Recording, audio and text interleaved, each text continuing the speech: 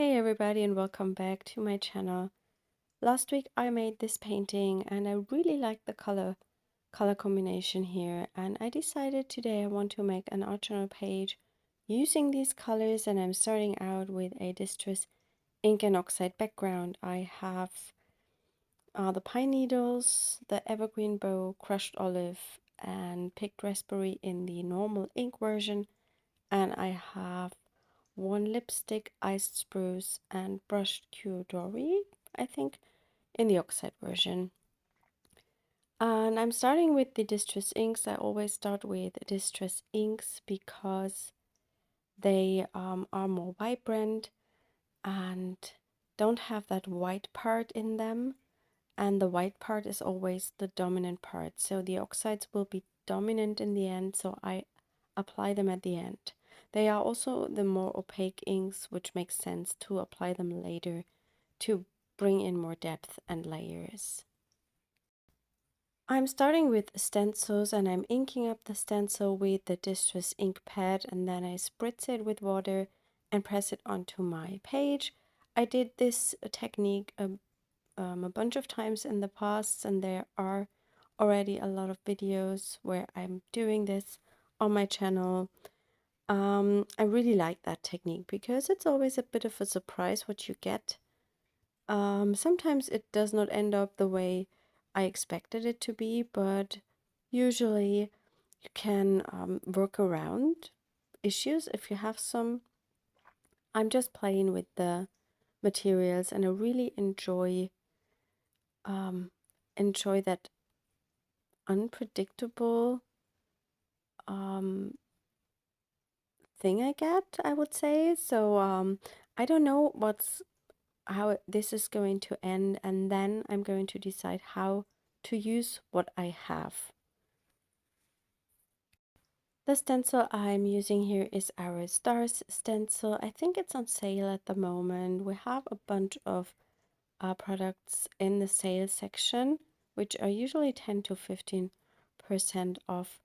I will give you the link to all the products in the video description, and also a link to the blog post where you then can have a look at the close-up images of the finished art journal page.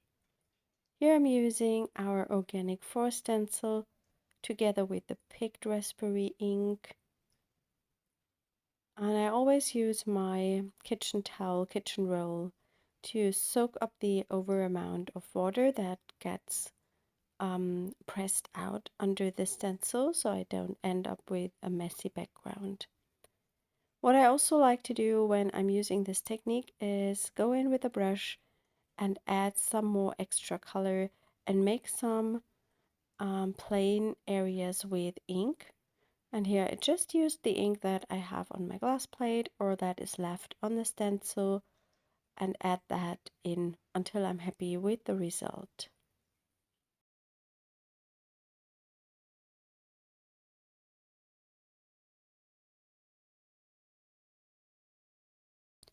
I'm taking another round of that same combination. Unfortunately, I did not take care when I spritzed the stencil with water because I messed up my page a little bit. Usually I keep that a little bit away from my art journal page when I spritz the stencil with water to avoid getting a mess directly on my page.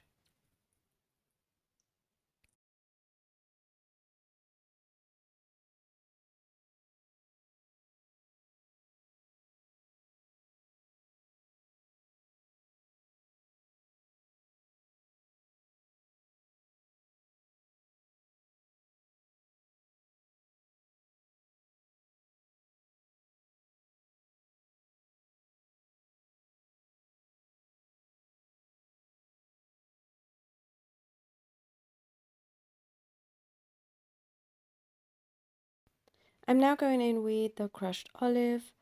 My pages are almost dry. I let them sit a few minutes before I added this color. I try to let layers dry in between. Maybe not the first two, but then, because I don't want to mix up everything completely and so I get one big puddle on my page, I try to layer things, and that then it makes sense to let things dry in between, and when you layer the inks, you get more depth.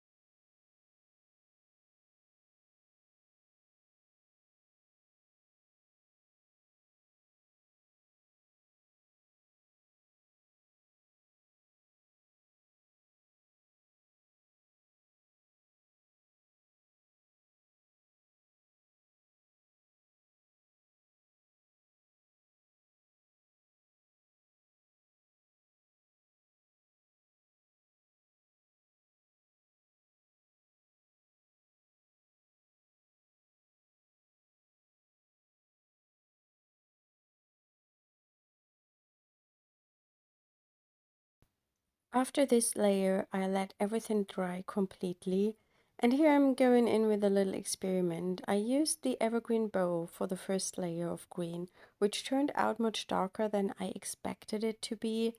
And here I'm using pine needles, and I thought it would be a bit darker. Unfortunately, it wasn't.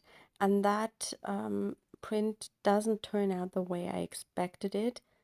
In the end, I was really happy with the background and with that flower, ghosty flower image I had on the page, but maybe it would have been a bit more interesting to make that in black instead of a darker green. This is, by the way, the mask from our Sketchy Leaves 7 stencil. So there is a stencil with these images with these leaves cut out, and the leaves are also in the set, and you can use them both. But I think there are already a lot of videos on my channel where I use these stencils. They are my favorites. I use them a lot, and I think you have a lot of options with them.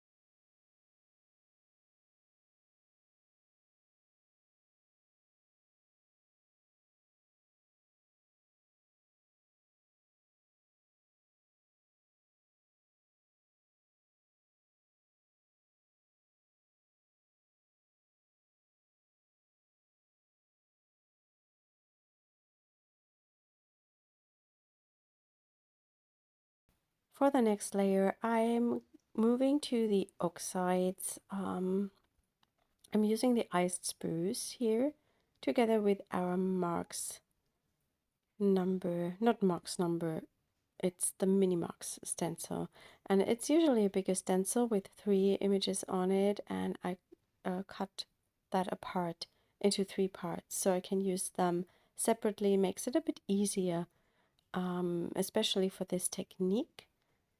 And I'm just adding some accents of this color here and there, not a lot. I just wanted to bring in that gray.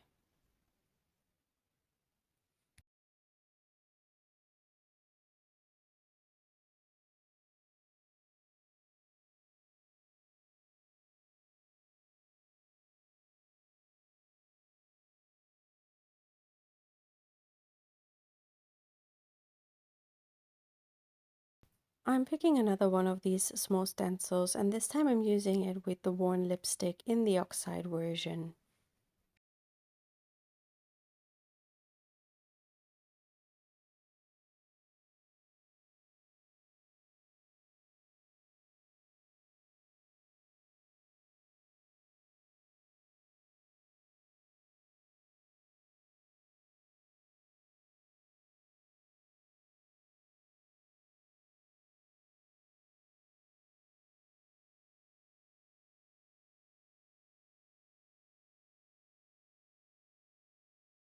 I let the page dry after this last layer, and it's just a colorful textured mess now, and that needs to be calmed down. And I hear people screaming, "Oh my god, why do you make the background and then cover it up?"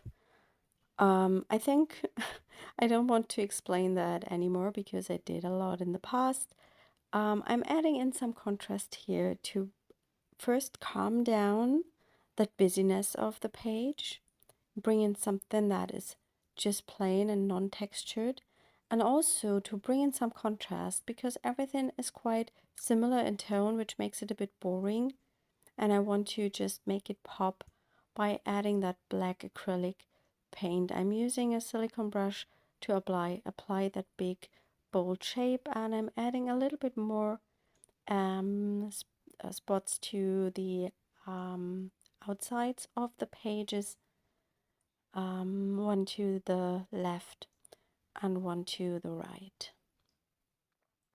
After I applied that black paint, I decided to also bring in some white plain areas with white paint.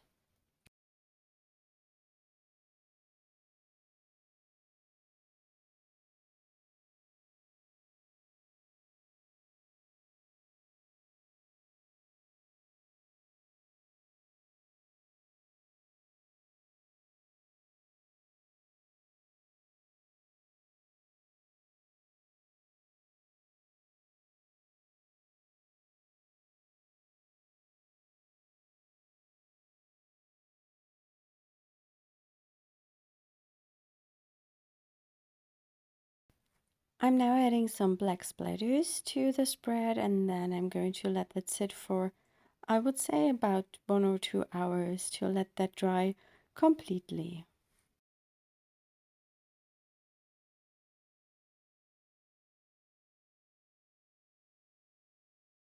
Whilst my page is drying, I'm preparing some collage papers and focal points, and here I'm going to stamp some letters for my title of the page. I usually do that during the drying time. If I don't have anything else to do, I prepare what else I want to add to this page. And here you see me stamping some letters of our A to Z stamp set, and I'm going to put together the words "believe in you," and I want to add these to my page later.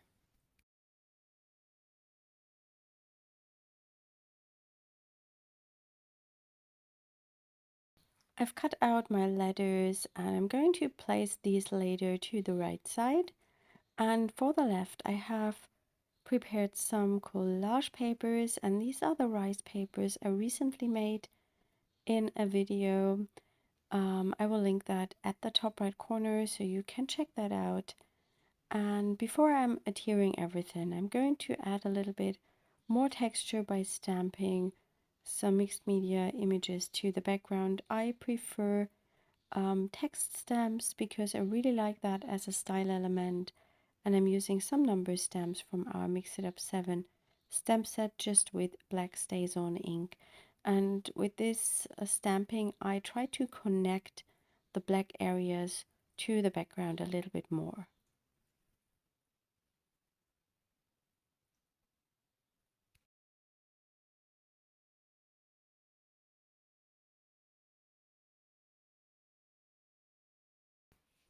I also decided to pick some flowers from our Pencil Marks 8 stamp set. There are 2 tiny flowers in this set, and they are quite nice as a background accent. And I'm adding these also with black StazOn ink.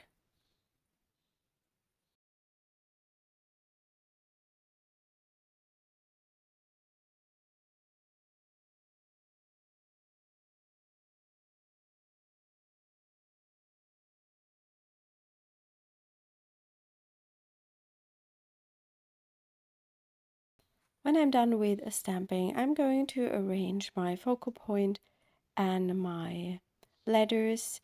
That takes me a while, so I speed that up a bit. The focal image, that leaf, is also from that same stencil I mentioned before, the Sketchy Leaf 7, and I just put ink through the stencil with a blending tool, and then I embossed it with a pink embossing powder, and I really like that. And then I cut it out with a slight white border around, so it pops up, and I'm using that as my focal point. And here you see me just thinking about how I want to arrange those letters and where they fit the best.